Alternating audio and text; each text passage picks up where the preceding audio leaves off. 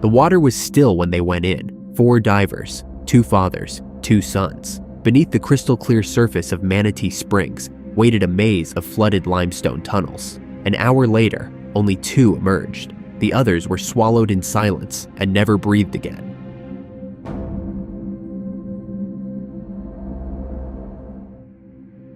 This case is about a tragic descent into the depths of Florida's Manatee Springs, where a routine family dive turned into a fatal ordeal beneath hundreds of feet of water. On the morning of May 14th, 2022, 2 fathers and their sons prepared to enter one of the state's most treacherous underwater cave systems. Thomas and his teenage son William were joined by Richard and his son Matthew. All 4 were certified divers. The plan was a traverse dive starting at a site known as Freedman's Sink and exiting at a separate opening called KPC Hotel. Sunlight filtered through the moss-draped trees above the spring. The water's surface shimmered with a deceptive calm. Beneath it lay a dark network of submerged limestone corridors stretching for miles. The cave was known among professionals for its beauty and danger. The water was cold and utterly silent. Once inside, sound disappears. Movement becomes slow and deliberate.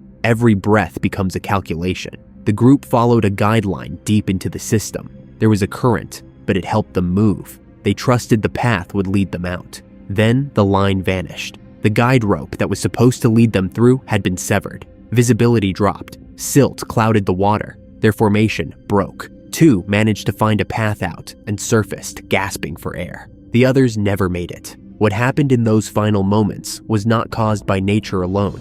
It was a series of human decisions, choices made above ground that no one realized would decide who lived and who died. The descent began just before midday. At approximately 11:17 a.m., the group slipped beneath the surface of Freedman's Sink. The water closed over them without a sound. Below was a tunnel system carved over centuries through limestone by steady underground currents. Their lights cut through the deep blue, casting narrow beams that danced across the rocky interior. At first, everything moved according to plan. Side-mounted tanks gave the divers room to navigate narrow spaces. Backup lights were secured. The guideline that snaked into the darkness offered a sense of direction and safety. William and Matthew led the way. Behind them, Thomas and Richard followed in rhythm. Breathing was calm. The current flowed gently in their favor. Progress was slow but steady. The silence of a cave dive is absolute. There are no echoes, only the hum of air regulators and the slow, mechanical rhythm of controlled breathing.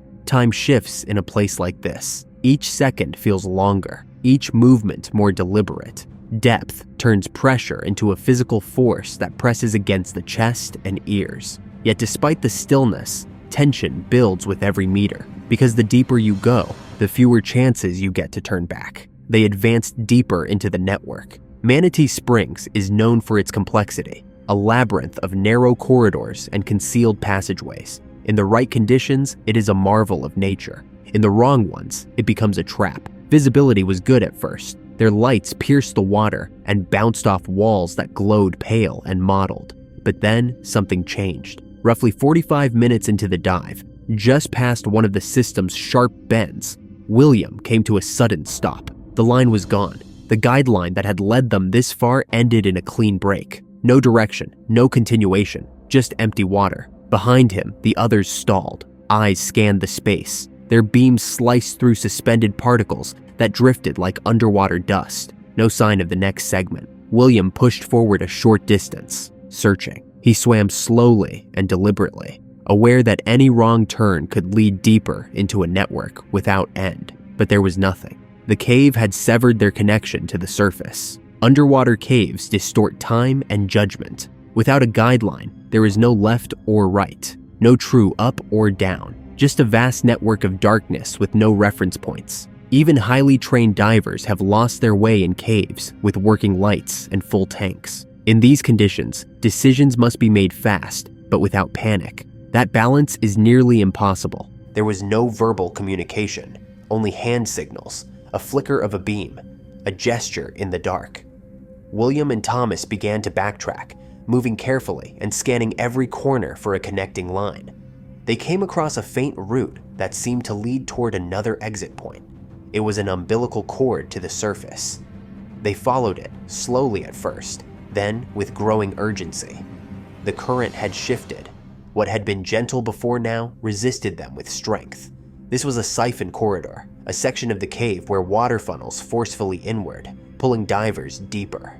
Fighting it takes strength and time. It consumes air.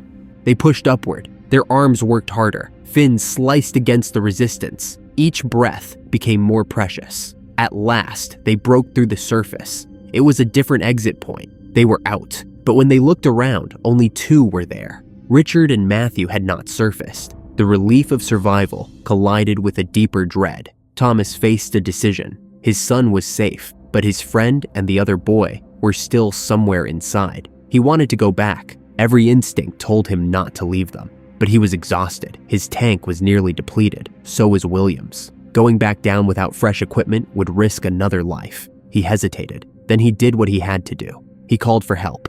Rescue divers were dispatched. They entered the water with caution and precision. Hours passed. Inside, they found signs of the missing. A flashlight, a camera, both still intact, but unmoving. Eventually, Richard was found. His tank was empty. His position suggested he had fought to find a way out. There was no panic in his posture, just the stillness of finality. The exact moment of his last breath was estimated to be around 12:17 p.m. The cave had claimed him. Matthew was not immediately found. The currents had shifted again. The system had changed shape, as caves often do after multiple entries. The guideline that had once been their map was no longer connected. For rescuers, it meant navigating an environment that no longer resembled what the original divers had seen. Each choice made inside the cave echoed louder in hindsight. Entering through Friedman's sink required full cave certification.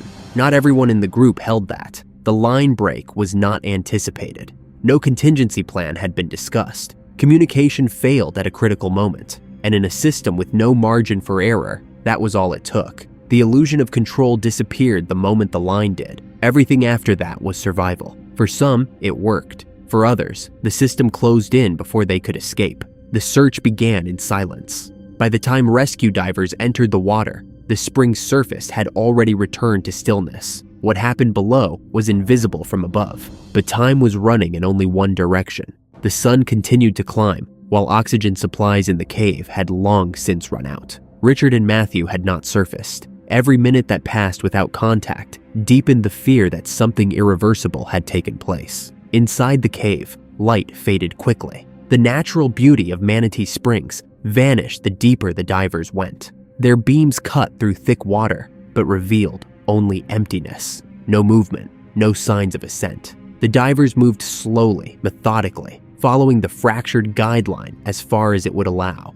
Visibility was deteriorating. Every shift of a fin stirred silt from the limestone floor, cloaking the tunnels in brown clouds. Even experienced professionals must fight the creeping panic when familiar spaces suddenly turn unfamiliar. Then they found it, a flashlight resting at an unnatural angle on the cave floor. The handle worn from use, still functional. A few feet away lay a camera, secured to a mount but untouched. Both belonged to Richard. He had been there, but there was no sign of him or his son. The divers pressed further. It was deeper than expected, further off the original path. Then, a motionless figure came into view. Richard's body was found near a section of cave where the current split into opposing flows. His air tank was completely empty. There were no bubbles, no breathing, only the haunting stillness of someone who had stopped moving long before he was discovered. His posture suggested he had not panicked. His equipment remained intact. Nothing was scattered, but he had run out of time. The estimated time of his final movement was 12:17 p.m., just 1 hour after the team had entered. The rescue team called it in. Their lights reflected off Richard's tank and equipment. The silence was thick. No one spoke underwater, but above ground, the atmosphere shifted. When Thomas heard the news, he stood still. The weight of survival collapsed over him. Minutes earlier, he had still believed they might be waiting in a dry pocket. Now that belief had shattered, and there was still no sign of Matthew. The search for Matthew continued. The currents had shifted since the initial dive. The same passageways that once allowed entry now resisted forward motion. The guideline they had relied on was incomplete. Without it, every wall looked like the last. Rescuers had to navigate with intense caution. In a cave system like Manatee Springs, one wrong turn can create a chain of confusion that no light or training can undo. As hours passed, the water began to reclaim the intrusion. Silt closed in around every disturbance. Lights dimmed from battery drain. The caves began to hide their secrets again. There was no sighting of Matthew that day. His disappearance added a layer of weight that no words could lift. Above ground, the story began to take shape. Officials reviewed the dive plan. They confirmed that Friedman's Sink was a full cave-certified entry point. Not everyone in the group held that level of training. That detail alone shifted the entire perception of the tragedy. The guideline that had abruptly ended was not part of a mapped system. It had been expected to continue. But in cave diving, expectations are not protection. The line had likely been dislodged or never connected in the first place. No one knew for sure. Rescue specialists emphasized one point. In a siphon corridor, the water pulls. It drags even the strongest diver toward its center. Swimming against it requires not only strength but extraordinary precision. If a diver hesitates or loses orientation, the current wins. Richard had likely fought to escape it. He had found no exit. He had followed fading air until the tank was silent. He had died alone in a place he believed he could pass through. The press eventually received details, but headlines could not capture the atmosphere inside the cave, the pressure, the disorientation, the moment when the line disappears and the mind begins to spiral, the moment when a father realizes he cannot find his son, when light and air both begin to fail. Thomas would later describe the decision to surface as one of survival, not abandonment. He had made it out alive, but with that choice came something he could not undo. He would live with the image of Richard's light still visible behind him as he exited. He had seen it, but he had kept going, thinking they would follow, thinking there was still time. The climax of this case was not a single moment.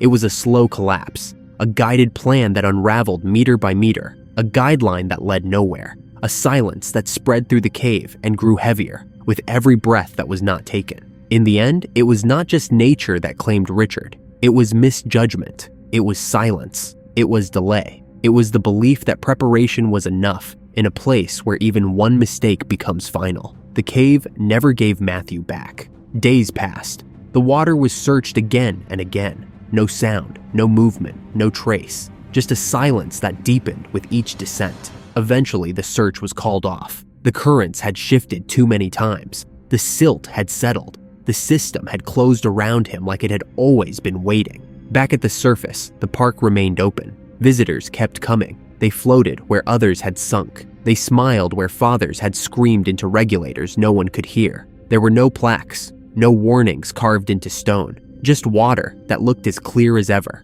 Fishermen cast lines nearby. Children waded in the shallow edges. No one saw what lay underneath. Thomas rarely spoke publicly after the incident. The last thing he said in a statement was that he hoped the cave would be respected, that no one should underestimate it. Richard's name was recorded on the dive log. Matthew's was not. His body was never recovered. Inside the caves, the last light eventually failed. Batteries drained, beams dimmed, then everything was dark again. The guideline that once led 4 people into the system had been removed. Nothing was left behind, only the memory of where it used to be, only the knowledge that it ended in silence. And still today, the water remains cold and calm and clear, as if it remembers nothing. No one ever confirmed when the guideline was last checked or why it had been allowed to break without repair. The park gave no official statement about its condition. No diver took responsibility. Matthew's final position was never located. His dive log remains open, somewhere beneath the surface of Manatee Springs. A corridor that was once filled with breath now holds only silence. The water moves slowly through it, quiet, uninterrupted, cold.